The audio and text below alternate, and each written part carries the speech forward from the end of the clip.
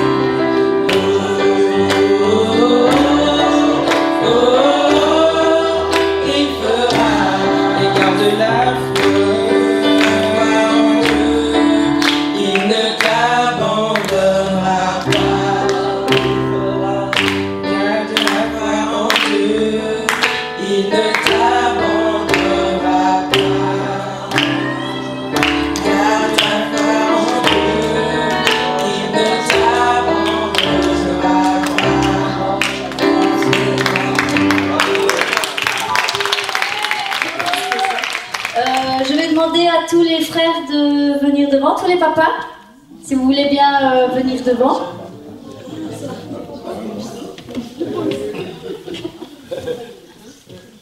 C'est la fête des parents. Ouais, on semblerait. Oui. Vas-y, faites une file. Voilà. Tu fais des forces.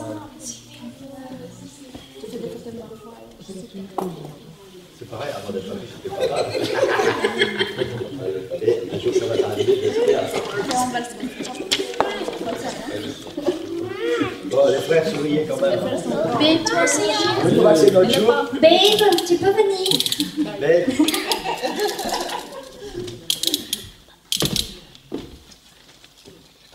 On peut souhaiter une bonne fête à tous les papas aujourd'hui.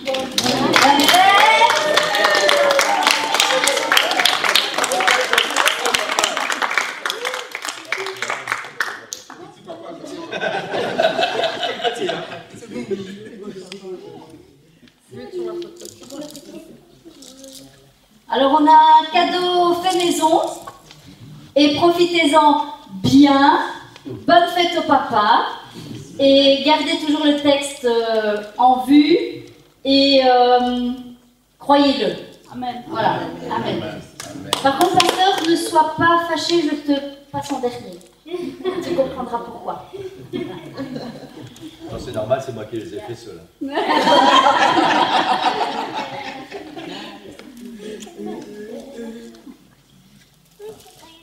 Maintenant, l'œil de l'expert va dire « Ah, mais ça, c'était autrement.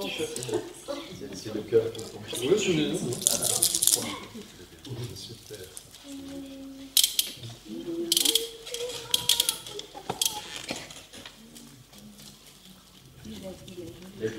Oh, pardon.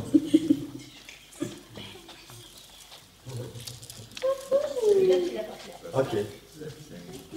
Donc sur les autres, c'est écrit « Un homme formidable donne toujours un papa exceptionnel. » Voilà. Et l'autre, c'est « Je suis un papa formidable. C'est comme un papa normal, mais en carrément plus cool. » Voilà. Et sur celui que j'ai reçu, c'est « Un pasteur formidable donne toujours une église exceptionnelle. » Merci beaucoup. Vous avez une église exceptionnelle. Moi, je suis papa formidable.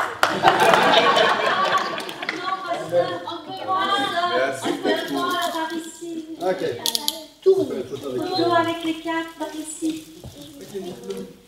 Daniel, ton cadre. Petit truc comme ça. Allez, mets ton doigt sur la. Amen. Merci. Ken,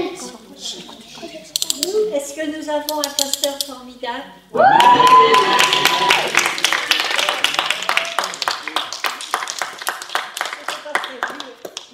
Je ne devais rien faire. Mais moi, je sais ce que le temps qui passe dans la présence du Seigneur, tout ce qui se passe à la maison, pour tout le temps, l'énergie, parfois même quand il n'est pas bien, il est là et il prépare pour que nous soyons tous bénis. Amen. Donc nous avons un pasteur formidable. C'est pas parce que c'est mon mari, nous avons un pasteur formidable. Mais grâce à Dieu qui utilise ce pasteur formidable, je voudrais vous dire, vous êtes une Amen. église exceptionnelle. Que Dieu vous bénisse et bonne fête les papas.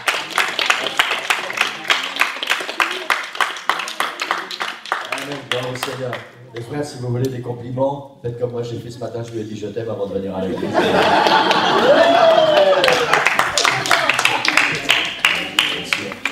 Alléluia, gloire au Seigneur. On est toujours dans cette série belle et parfumée. Alléluia. Et si je vous disais tout ce qui se passe dans ma tête, au fur et à mesure que je prépare cette prédication, parfois peut-être vous diriez, le pasteur il a besoin de se reposer un peu. Amen. Alléluia. Alléluia. Vous savez, littéralement, chaque enfant de Dieu doit dégager un parfum spirituel. Vous savez, quand vous montez dans un ascenseur, après qu'une femme en soit sortie et que ce soit bien aspergé, où vous croisez, je parle d'une femme parce que les hommes, on est en général plus discrets sur l'odeur des parfums, où vous croisez une femme dans la rue, et rien que le fait qu'elle passe, ah, j'aimerais bien son parfum pour ma femme. Amen. Il y a quelque chose qui se dégage naturellement. Chaque enfant de Dieu devrait dégager un parfum spirituel, sans faire d'effort. Il est là, et ceux qui nous entourent devraient sentir ce parfum spirituel. Quelque chose de bien. Quelque chose qui sent bon. Quelque chose qui donne envie. Amen. Amen. Amen. Est-ce qu'on peut donner la gloire au Seigneur ce matin? Alléluia. Alléluia. Gloire au Seigneur. La prédication de ce matin, le titre c'est que l'huile ne manque pas sur ta tête. Amen. On va faire la lecture de ce verset qui nous guide depuis le début de cette série en Ecclésiaste chapitre 9 et verset 8. Qu'en tout temps tes vêtements soient blancs et que l'huile ne manque point sur ta tête. Amen. Que qu'en tout temps tes vêtements soient blancs et que l'huile ne manque point sur ta tête. Je voudrais qu'on puisse essayer ce matin de faire un effort. Et je sais de quoi je parle parce que ça m'arrive parfois. Vous savez, quand on est occupé on est sur l'estrade, on est occupé à chanter, à apporter quelque chose, on est occupé à prêcher ou à témoigner, on est concentré avec ce qu'on fait. Quand on est dans l'église et qu'on écoute, parfois on écoute mais on n'écoute pas. Et nos pensées vagabondent, on voit quelque chose, on se souvient de quelque chose, et puis on est parti, on ne sait pas où, et puis d'un seul coup on revient à la prédication. Qu'est-ce qu'il a dit? J'ai pas tout compris. Et je voudrais qu'on puisse faire un effort ce matin pour vraiment concentrer notre esprit. Si votre esprit vagabonde un peu, rappelez-le à l'ordre. Concentrons-nous sur la parole du Seigneur. Amen. Qu'en tout temps, tes vêtements soient blancs et que l'huile ne manque pas sur ta tête. Amen. Gloire au Seigneur. Avant d'entrer dans la deuxième partie de cette série, c'est-à-dire que l'huile ne manque pas sur ta tête, je voudrais partager une pensée avec vous pour vraiment clôturer la première partie. La première partie, c'est qu'en tout temps, tes vêtements soient blancs. Amen. Gloire au Seigneur. Dans Galates, chapitre 3, verset 27, la semaine dernière, nous avons vu que vous tous qui avez été baptisés en Christ, vous avez, la semaine d'avant, pardon, vous avez revêtu Christ. Je me souviens, on avait pris ce drapeau et nous étions enveloppés de Jésus. Vous avez revêtu Christ. Alors, la pensée que je veux partager avec vous et qui va clôturer la première partie, c'est celle-ci ce matin. Si le vêtement que nous portons en qualité de chrétien est Jésus-Christ, comment est-il possible de continuer à vivre dans le péché et de traîner ce vêtement dans les ordures du monde et du péché? Je me suis posé cette question et sincèrement, il y a eu un impact puissant dans ma vie. C'est tellement facile de dire, vous tous qui avez accepté Christ, vous avez revêtu Christ, je porte le nom de Jésus, j'ai été baptisé dans le nom de Jésus, et patati et patata, je suis enfant de Dieu. Mais la réalité est autre. Si vraiment j'ai revêtu Christ, si vraiment c'est Christ que les gens voient quand ils me regardent, est-ce que je peux me permettre de traîner ce vêtement que je porte dans les ordures du monde, et je pèse mes mots?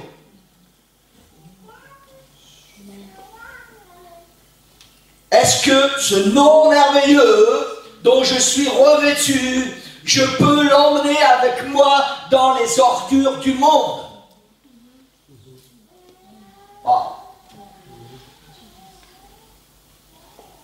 C'est important que nous puissions travailler avec cette pensée, et je vous promets que nos vies vont changer. Nos vies vont changer. Vous savez, littéralement, si on faisait comme c'était une certaine coutume chez les Juifs dans l'Ancien Testament, si sur notre front, on avait un bandeau où c'est marqué Jésus, je suis certain que partout où nous allons aller, nous allons avoir un comportement différent. J'en suis sûr. Parce que les gens vont voir quelque chose. Forcément, ils vont poser des questions. C'est quoi ça, ce truc sur ton front, là? Hein? Mais bien souvent, Jésus, il n'est pas là. Il est dedans, et parfois, il est bien caché. Tellement bien caché que personne même ne sait qu'on lui appartient.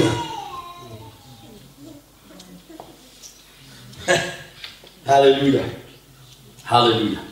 Que l'huile ne manque pas sur ta tête. Amen. Alléluia. C'est le titre de la prédication de ce matin et c'est le début de la deuxième partie de cette série. Je pense qu'elle ne va pas durer longtemps, mais je crois vraiment de tout mon cœur qu'elle va avoir un impact puissant sur chacun de nous si, et seulement si nous ouvrons nos cœurs et si nous avons soif qu'il se passe quelque chose dans nos vies. Amen. Amen. Gloire au Seigneur. Pour comprendre le sens exact de cette déclaration de l'Ecclésiaste, que l'huile ne manque pas sur ta tête, on doit faire un retour vers le passé. Vous savez, il y a un film qui s'appelle Retour vers le futur, mais nous on va faire un retour vers le passé ce matin. L'huile est un sujet très présent dans la Bible, aussi bien dans l'Ancien Testament que dans le Nouveau Testament. Amen. L'huile occupe une place importante, tant dans la vie de tous les jours qu'au niveau spirituel. On va essayer de disséquer un peu ces quelques mots, que l'huile ne manque point sur ta tête. Alléluia. Dans le Nouveau Testament, l'huile est un des symboles du Saint-Esprit. Un des symboles du Saint-Esprit. Quand on parle d'huile, on parle du Saint-Esprit. L'Esprit de Dieu qui vient nous remplir, qui vient vivre à l'intérieur et qui vient changer nos vies. Celui dont Jésus parlait quand il a dit « Je ne vous laisserai pas orphelins, je suis avec vous, mais je viendrai en vous. » Jésus qui vit à l'intérieur. Nous parlons de cette huile ce matin. Et on va commencer par le début. Il y avait l'huile que nous appellerons traditionnelle. Huile d'olive quasiment exclusivement. Qui était utilisée pour la cuisine. Ça n'a pas beaucoup changé, sauf que maintenant c'est beaucoup d'huiles qui sont des huiles synthétiques, ou des huiles de colza, ou avec des trucs cancérigènes dedans.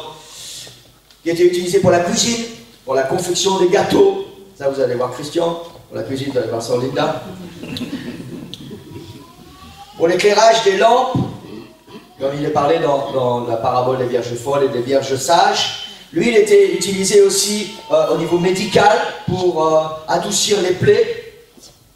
L'huile était utilisée aussi au niveau de, je ne trouve pas le mot, c'est pas au niveau cosmétique.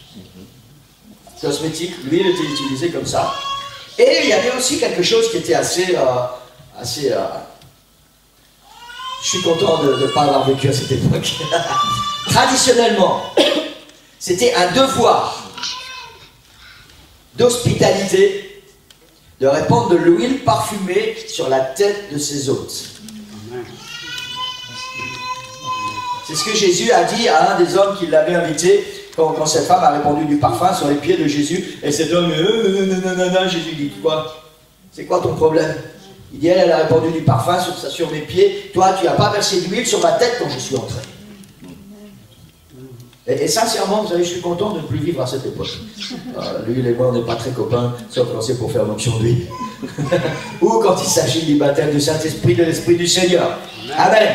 Mais quand la Bible parle que l'huile ne manque point sur ta tête, dans cette huile dont l'Ecclésiaste nous parle, il parle d'une autre huile. Il parle de ce que nous appellerons l'huile d'onction. Amen. Et c'est tout à fait différent. Cette huile était tout à fait particulière à cause de son origine, de sa composition et de son utilisation. Amen.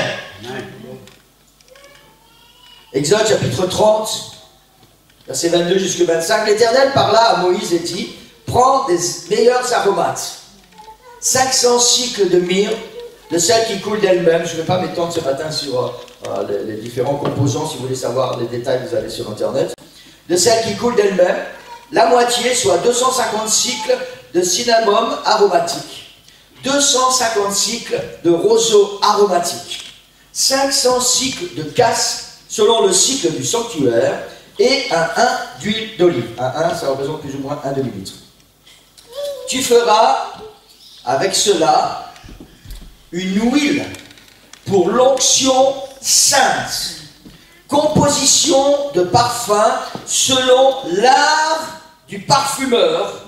Ce sera l'huile pour l'onction sainte. Et quand l'Ecclésiaste parle que l'huile ne manque pas sur ta tête, il parle de cette huile pour l'onction sainte. Cette huile dont Dieu a donné à Moïse la composition. Dieu lui-même donne à Moïse la composition de cette huile parfumée. Parfumée. Qui servira exclusivement pour l'onction. Personne n'a le droit de reproduire la composition de cette huile pour un usage privé. Elle est réservée. Réservée pour ce qui est saint. J'ai été surpris. Vous savez, c'est quand le peuple d'Israël est entré dans le pays promis, dans Canaan, ils ont détruit Jéricho et Josué a donné une malédiction. Et il a dit, maudit soit celui qui va rebâtir cette ville. Et puis il y a quelqu'un d'assez stupide qui connaissait cette malédiction et qui a quand même rebâti cette ville. Et il a payé ça au prix de ses enfants. La Bible enseigne que cette huile, vous savez, tous ces ingrédients existent encore aujourd'hui. La Bible enseigne que personne n'a le droit de reproduire cette huile. Elle est réservée pour l'onction sainte. Maintenant, nous savons, nous, que ça, c'était pour l'Ancien Testament. Et dans le Nouveau Testament, Jésus est devenu notre huile d'onction. Le Saint-Esprit qui est répandu sur nous.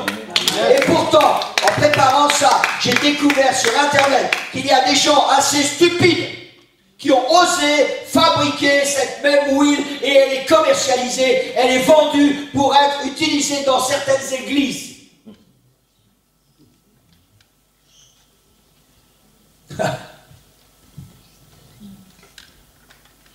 C'est pas le thème de la prédication de ce matin.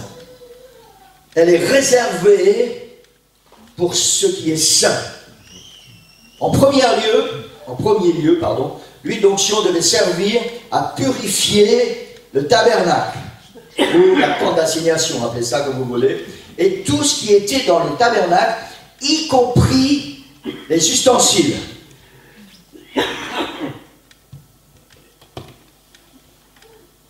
Dieu dit à Moïse, tu en oindras avec cette huile que tu viens de faire.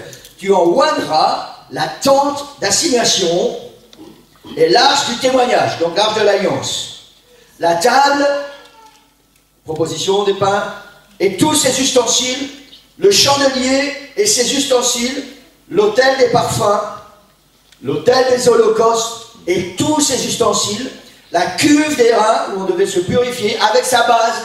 Tu sanctifieras ces choses, elles seront très saintes. Tout ce qui les touchera sera sanctifié.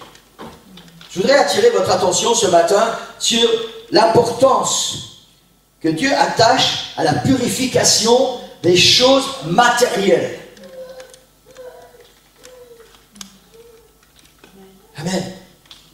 Vous savez, on entre dans un autre univers que celui où les chrétiens pensent que Dieu ne s'intéresse qu'à ce qui est spirituel. Dieu ne s'intéresse pas à ce que tu es, à quoi tu ressens, comment tu es habillé. Il ne s'intéresse pas à tout ça. Dieu s'intéresse juste à ton cœur.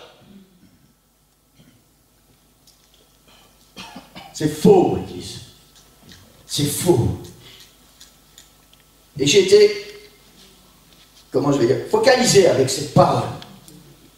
Comment le Seigneur a attaché tellement d'importance à ce que le moindre ustensile dans le sanctuaire soit oint avec cette huile d'onction et qu'il soit sanctifié.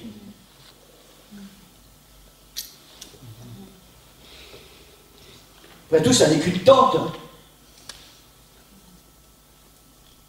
Ça n'est qu'une grosse piscine en airain. Un bête chandelier, une table tout à fait normale sur laquelle on met du pain. Et puis des fourchettes et des choses comme ça. Dieu dit à Moïse, tu oindras tout ça avec cette huile d'onction sainte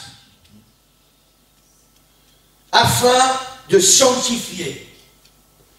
Et la raison, c'est que tout cela est lié au service et à la communion avec l'Éternel, Dieu d'Israël.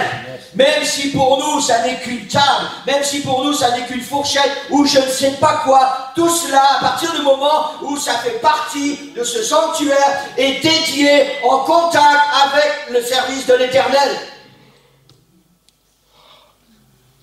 Le tabernacle est le temple mobile dans le désert, à l'intérieur duquel réside la présence du grand Dieu Yahvé.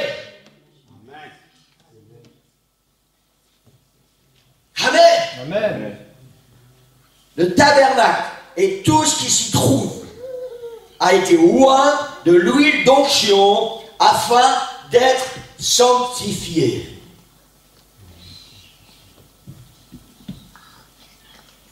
Le tabernacle n'est pas un endroit comme les autres églises. C'est un endroit que Dieu a réservé pour manifester sa présence, pour manifester sa gloire et pour parler avec son peuple, pour communiquer, pour communier. Et je voudrais ouvrir une parenthèse ce matin. Je sais que ce lieu n'est pas le tabernacle. Je sais que Dieu lui-même dit dans sa parole, l'Éternel habiterait-il dans un temple fait de main d'homme? Mais je voudrais que nous puissions quand même comprendre quelque chose de très important. Comme le tabernacle, ce lieu n'est pas un lieu ordinaire.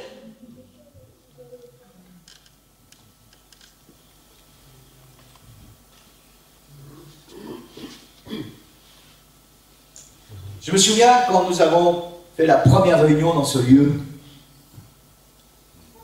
c'est le frère Rodenbush qui a fait la dédicace. C'est la première fois que j'assistais à une dédicace, c'était notre église en plus. Merci Seigneur. Et je me souviens, le frère Rodenbush, il était là, après que la chorale des États-Unis ait chanté, que ça a passé plein de choses. Et il a commencé à parler, et après il a fait lever tout le monde pour faire à proprement parler la dédicace de ce lieu. Et il a demandé à chacun de toucher la chaise sur laquelle il était assis. Il a demandé à ceux qui étaient près des murs de mettre leurs mains sur les murs. Il a demandé que tout ce que vous avez à portée de main, posez votre main dessus et demandez l'onction divine. Nous avions des visiteurs d'autres églises, d'autres confessions. Ils ont été choqués. Ils ont dit, ils ne sont pas bien dans leur tête, ceux-là. Ils ont prié pour les chaises et pour les murs.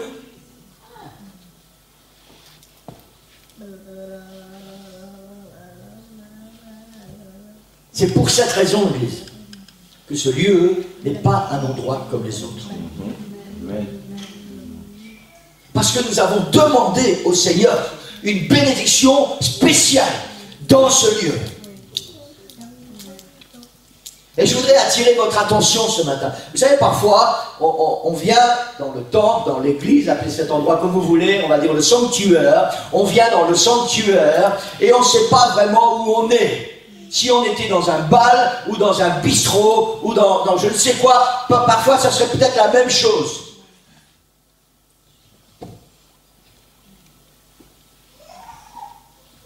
cet endroit, parce que nous l'avons demandé au Seigneur, est devenu un endroit sanctifié. Chaque chaise, même si ça vous fait rire, même s'il y a des internautes qui vont rire en regardant cette vidéo, chaque chaise est sanctifiée, ce pupitre est sanctifié, ce piano est sanctifié, cette batterie est sanctifiée, ce micro est sanctifié parce qu'ils ont été dédiés pour le service que l'Éternel lui avait fait. Et à cause de ça, maintenant il ne faut pas idolâtrer les chaises, il ne faut pas idolâtrer le micro ou quoi que ce soit. J'essaie de vous faire comprendre quelque chose ce matin. À cause de ça, quand nous sommes dans ce lieu, quand vous utilisez une chaise, quand vous êtes derrière ce piano, quoi que vous fassiez dans ce lieu, nous devons avoir une attitude qui correspond à la sainteté qui appartient à celui qui remplit ce lieu. C'est pour ça que ça m'énerve quand je suis dans mon bureau et que vous entrez dans l'église et j'entends parfois on se croirait à Marrakech.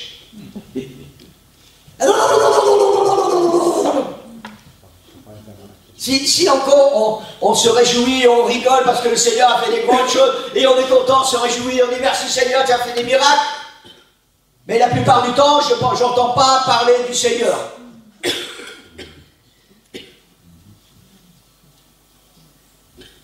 Amen. C'est juste une petite parenthèse, Église. Ce lieu est un lieu saint. Nous devons apprendre à respecter la maison de Dieu, à respecter le sanctuaire. Le jour où nous allons changer d'église, ce lieu deviendra un lieu comme un autre. Et ceux qui viendront après nous feront ce qu'ils veulent avec. Parce que nous allons prendre notre onction, nous allons prendre notre bénédiction, nous allons prendre nos chaînes, nos micros, notre piano, et on va partir avec tout ce qui a été oint. On devra laisser les murs. Et pour l'instant, nous avons demandé au Seigneur une onction dans ce lieu. Et je vous encourage vraiment, quand vous entrez dans ce lieu, à avoir une attitude adéquate pour le sanctuaire, pour la maison de Dieu, pour celui qui habite dans ce lieu. Amen. Amen. Amen. Vous savez, on peut très bien. Il y a des gens qui pensent qu'on ne peut pas louer le Seigneur n'importe où, on ne peut pas prier n'importe où, on ne peut pas lire la Bible n'importe où. Et je ne crois pas ça. Où que nous soyons, le Seigneur est présent. Amen. Vous savez, je ne voudrais pas vous choquer ce matin, mais est-ce que vous croyez vraiment que quand vous entrez aux toilettes et que vous fermez la porte, le Seigneur est resté dehors? Où que nous soyons, le Seigneur est présent. Amen. Si vous êtes allongé sur votre lit, les bras en dessous de la tête comme ça, et vous êtes occupé à méditer et vous parlez avec le Seigneur, vous croyez que le Seigneur ne vous entend pas? Si, le Seigneur vous entend. Où que nous soyons, le Seigneur est présent. Mais je crois qu'il y a des endroits où on pourra s'allonger avec les deux bras derrière la tête, un peinard comme ça, cool, et parler avec le Seigneur. Ah, merci Seigneur pour ce que tu as fait pour moi. Tu as vu ce matin, c'était génial ce que tu as fait. Mais ça, c'est pas une attitude pour la maison de Dieu. Ça, c'est une attitude quand on est à la maison, quand on est dans un endroit cool. Je ne sais pas si vous comprenez ce que j'essaie d'expliquer ce matin. Il y a une attitude pour chaque situation, pour chaque circonstance et pour chaque endroit. Cet endroit demande une révérence particulière. Alléluia. Gloire au Seigneur. Cette huile va être également, donc l'huile ne manque pas sur ta tête, cette huile d'onction. Cette huile va également être et surtout utilisée pour une autre destination que pour oindre le tabernacle et les ustensiles. Et merci Seigneur pour ça. Dieu dit à Moïse, tu oindras Aaron et ses fils et tu les sanctifieras pour qu'ils soient à mon service dans le sacerdoce. Cette huile d'onction a été répandue sur Aaron et sur ses fils afin qu'ils soient sanctifiés pour le service. La Bible nous enseigne que l'huile a coulé sur la barbe et sur les vêtements d'Aaron. Vous savez, c'était pas une petite fiole d'huile comme nous utilisons quand nous faisons l'onction d'huile, où on met un petit peu d'huile sur le bout de notre doigt, hein, et puis on voit quelqu'un sur le front comme ça. Non, non, c'était une corne d'huile. Et il y avait certainement plusieurs litres d'huile à l'intérieur. Et on répandait cette huile sur la tête de cette personne qui devait être ointe. Et la Bible dit que l'huile a coulé sur la tête, sur la barbe et sur les vêtements d'Aaron. Il a été revêtu de cette huile d'onction. Et nous pouvons faire une parallèle avec ce que nous avons vu il y a 2 semaines et ce que nous avons dit tout à l'heure. Vous tous qui avez été baptisés en Christ, vous avez revêtu Christ. Aaron et ses fils ont été revêtus entièrement de cette huile d'onction afin d'être sanctifiés pour le service. Amen. Alléluia. À partir du moment où ils ont été oints avec cette huile d'onction sainte, ils ont été introduits au service du Seigneur dans le tabernacle. Amen. Alléluia. Ils sont oints, mis à part pour Dieu. Le fait qu'ils aient été oints découle de leur appel. Le Seigneur n'a pas pris n'importe qui au hasard et n'a pas dit à Moïse, ah bah tiens, les premiers que tu vas rencontrer dehors, tu vas les voir et puis on va les mettre. Non, non, non. Dieu a choisi, Dieu a mis un appel spécifique sur Aaron et sur ses fils pour qu'ils puissent servir dans le tabernacle. Et Dieu a dit à Moïse, alors tu vas les oindre pour qu'ils soient à mon service, pour qu'ils soient sanctifiés. Et cette onction découle de leur appel. Est-ce que le Seigneur a mis un appel sur ta vie? Ou est-ce que tu penses que tu passais là et puis le Seigneur dit, ah ben, Amstram, piqué, collé. Toi, hop! Ou est-ce que tu crois vraiment que le Seigneur a mis quelque chose sur ta vie, qu'il y a un appel sur ta vie et qu'à cause de ça, il y a une onction spéciale qui est préparée pour toi? Amen. Alléluia. Le Seigneur ne fait rien par hasard. Et je voudrais que nous puissions tous être sûrs d'une chose ce matin, c'est que si nous sommes dans ce lieu, c'est pas un hasard et c'est pas juste parce que le Seigneur veut que nous venions chauffer une chaise. Le Seigneur t'a choisi. Il y a un appel sur chacune de vos vies ce matin et à cause de cet appel, il y a une onction qui est là, préparée pour le service. Alléluia. Alléluia. Alléluia.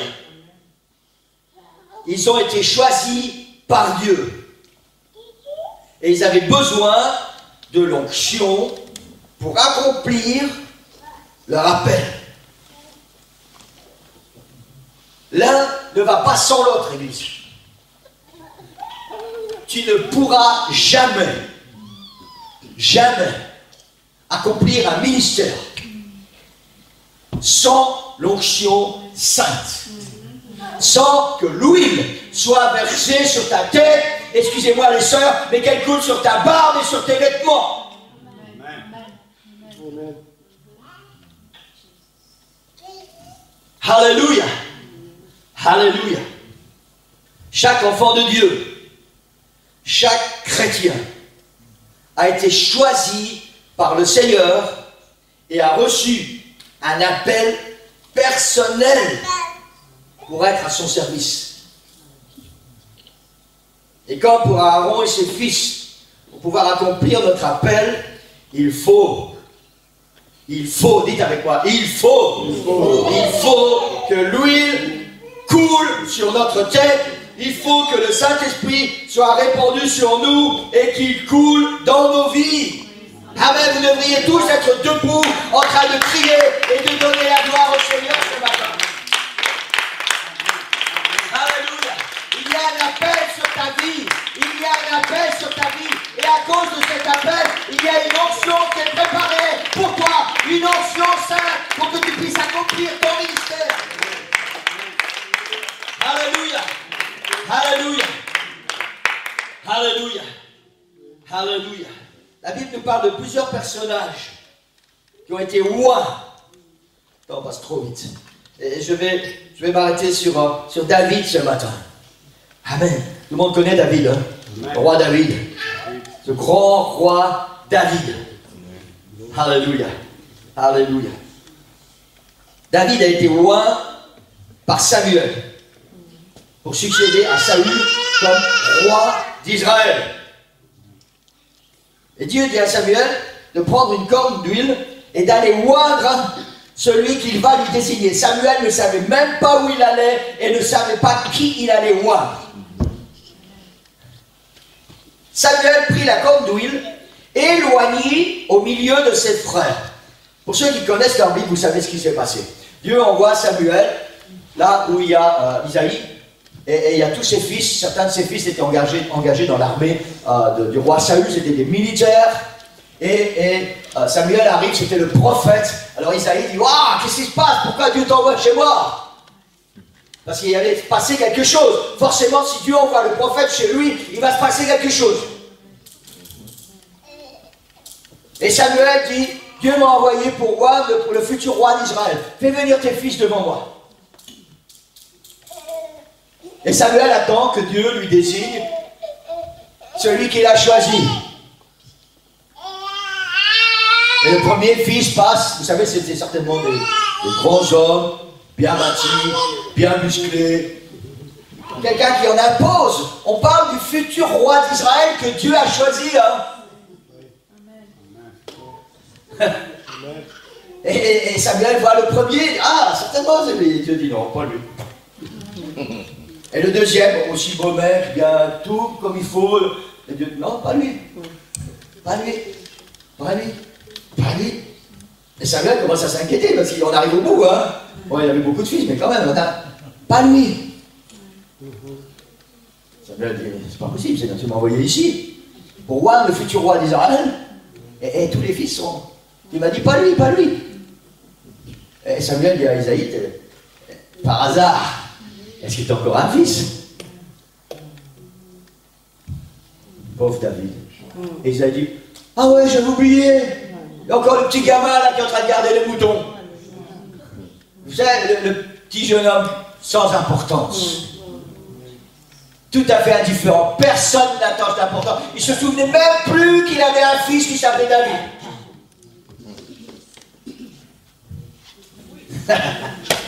Et Samuel dit, va le chercher. Va aller chercher. Et on va chercher David. Et quand ce petit jeune homme arrive devant Samuel, Dieu dit à Samuel, c'est lui que j'ai choisi. C'est lui que j'ai choisi. Je ne sais pas ce que les gens pensent de toi. Je ne sais pas comment tu es considéré. Je ne sais pas si tu as été humilié et si les gens se moquent pas mal de qui tu es. Mais le Seigneur a porté ses regards pour toi, sur toi. Il a porté un appel sur ta vie et il a une onction pour toi. Une onction sainte pour que tu puisses accomplir ton appel. Peu importe ce que les gens pensent de toi. Peu importe même ce que toi tu penses de toi. Il y a un appel sur ta vie. Parce que Dieu, lui, te voit autrement. Amen. Samuel prit la corne d'huile et oignit David au milieu de ses frères. Écoutez ce qui s'est passé. L'Esprit de l'Éternel saisit David à partir de ce jour et dans la suite. Alléluia. Ce petit jeune homme tout à fait indifférent, que même son père avait oublié qu'il existait, Dieu l'a choisi, Dieu a mis un appel sur sa vie. Et la Bible dit que dès que l'huile a été répandue sur sa tête, il a été saisi par l'Esprit de l'Éternel à partir de ce jour et dans la suite. Amen. Alléluia. Vous savez, quand cette huile a coulé sur la tête de David, ça n'était rien d'autre que l'Esprit de l'Éternel qui est venu remplir David à l'intérieur. Cette huile, c'était juste un symbole, c'était quelque chose de parfumé, mais c'était juste un symbole. C'est l'Éternel Dieu, le grand Yahvé, le Dieu d'Israël, qui est venu vivre à l'intérieur de ce jeune David. Et la Bible dit que l'Esprit de l'Éternel l'a saisi à partir de ce jour et dans la suite. Parce qu'il y a eu l'onction sur sa vie, parce qu'il y a eu un appel sur sa vie.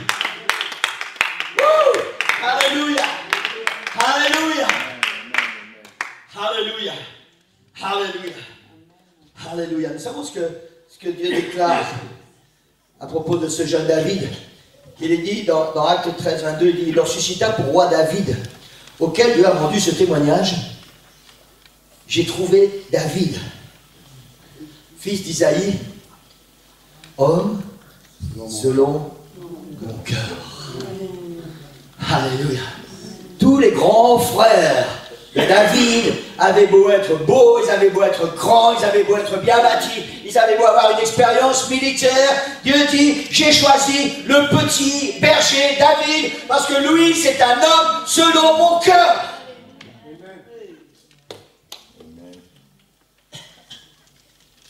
Alléluia. Alléluia. Que l'huile ne manque pas sur ta tête. Que l'huile ne manque pas sur ta tête. Alléluia. Alléluia. Alléluia. L'huile d'onction. Le Saint-Esprit. C'est ce qui va faire la différence dans ta vie. Nous avons deux possibilités, Église. Soit nous allons être des hommes et des femmes religieux, nous allons adorer un Dieu que nous ne connaissons pas. Nous allons faire des efforts constamment pour essayer de garder une attitude et une vie et un comportement religieux. Soit nous allons recevoir cette huile d'onction qui va couler sur notre tête, cet esprit de Dieu qui va venir, qui va nous remplir et qui va changer notre vie.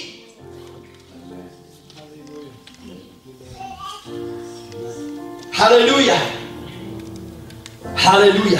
C'est ce qui va faire de toi un homme ou une femme selon le cœur de Dieu. Un homme ou une femme selon le cœur de Dieu. C'est ça et seulement ça qui a de l'importance.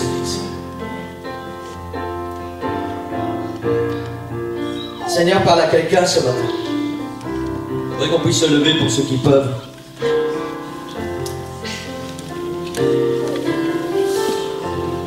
Seigneur, parle à quelqu'un. Il y a un appel sur ta vie. Cet appel, c'est que l'huile ne manque pas sur ta tête.